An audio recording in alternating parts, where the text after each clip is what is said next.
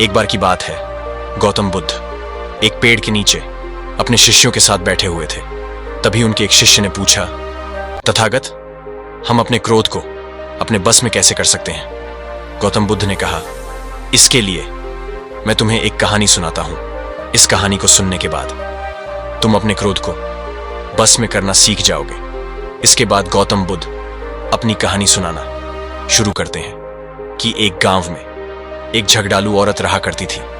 अक्सर वह छोटी छोटी बातों पर गुस्सा हो जाती और गुस्से में किसी को भी गालियां दे देती और भला बुरा सुना देती लेकिन जब कुछ समय पश्चात उसका गुस्सा उतरता तो उसे अपने किए हुए पर बहुत पछतावा होता। उसके परिवार के सभी सदस्य उसके इस गुस्सैल स्वभाव से बहुत परेशान रहते थे। उसे घर में हमेशा ही एक लड़ाई और अशांति का माहौल बना रहता था।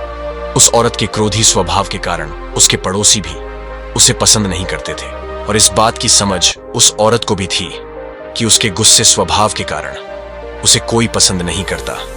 लेकिन चाहकर भी गुस्सा आने पर वह अपने आप को अपशब्द बोलने से रोक नहीं पाती थी।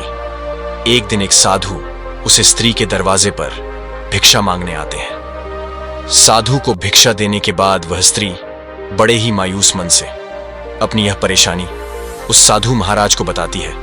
वह कहती है, साधु महाराज, मुझे बहुत जल्दी गुस्सा आ जाता है और मैं चाहकर भी अपने गुस्से को रोक नहीं पाती हूं।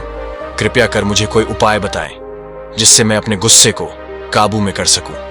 वह साधु महाराज उस स्त्री की बात को बड़े ध्यान से सुनते हैं और फिर कुछ क्षण तक सोचने के बाद अपने झोले में से एक बोतल निकालकर उस स्त्री को देते हैं और कहते हैं, मेरी बात को ध्यान से सुनो।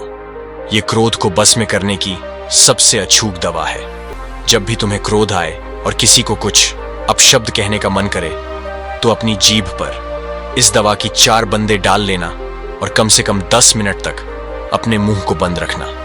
अगर तुमने 10 मिनट से पहले मुंह खोल लिया तो फिर इस दवा का कोई महत्व नहीं रहेगा और यह अपना प्रभाव नहीं दिखा पाएगी।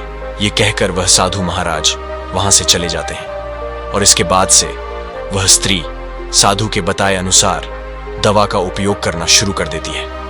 जब भी उसे गुस्सा आता वह उस दवा की 4 बूंद अपनी जेब में रख लेती और कम से कम 10 मिनट तक उस दवा को मुंह बंद कर जीभ में ही रखती और फिर घुटक लेती। इस प्रक्रिया को अगले 15 दिन तक करने के बाद ही उस औरत की गुस्सा करने की आदत छूट जाती है। और फिर 1 महीने बाद जब वह साधु महाराज दोबारा उसके दरवाजे पर भिक्षा लेने आते हैं तो वह दौड़ी दौड़ी उन साधु महाराज के पैर पकड़ लेती है और कहती है, महाराज, आपकी दवा ने तो मुझ पर जादू कर दिया। आपकी दवा के प्रभाव के कारण अब मुझे पर गुस्सा नहीं आता और अब मेरे घर परिवार में भी शांति का वातावरण रहता है।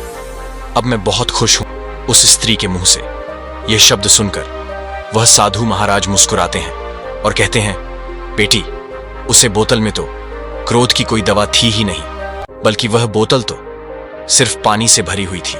तुमने अपने गुस्से पर काबू उस दवा की वजह से नहीं बल्कि चुप रहने की वजह से पाया है। इसके बाद गौतम बुद्ध चुप हो जाते हैं और फिर थोड़ा रुक कर कहते हैं, गुस्से पर काबू केवल चुप रहकर ही पाया जा सकता है, क्योंकि गुस्से में इंसान अपने मुंह से अपशब्द उगलता है जो परेशानियों को जन्म देते हैं। इसलिए क्रोध के वक्त मौन धारण कर लेना ही क्रोध को बस में करने का एकमात्र तरीका है। दोस्तों, हम हमारी लाइफ में भी कितनी छोटी छोटी बातों पर गुस्सा हो जाते हैं, अपना आपा खो बैठते हैं और फिर बाद में हम पछताते हैं कि काश गुस्सा ना किया होता।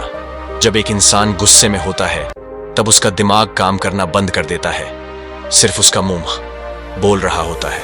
और फिर कई बार गुस्से में इंसान ऐसे शब्द बोल देता है जिनका उन्हें जिंदगी भर पछतावा रहता है। कई बार कुछ मिनट के गुस्से के बस में आकर एक इंसान न केवल मेंटल बैलेंस करता है बल्कि वह कई बार डेंजरस फिजिकल बैलेंस भी कर बैठता है, फिर जिसका परिणाम उसे अपनी पूरी जिंदगी भर भुगतना पड़ता है। अगर हम गुस्से की उन कुछ पलों पर शांत रह पाए तो हम अपनी लाइफ की बहुत की लड़ाई झगड़ों शुरू होने से पहले ही खत्म कर सकते हैं। इसीलिए अब जब भी अगली बार गुस्सा आए तो उस दवाई के कुछ बूंद अपने मुंह के अंदर डालिए और कुछ समय तक अपना मुंह बंद रखिए और आप आने वाली कई समस्याओं से बच जाएंगे और बिना क्रोध के आपका रिलेशनशिप और आपका जीवन सुखद और प्रसन्नतापूर्वक गुजरेगा।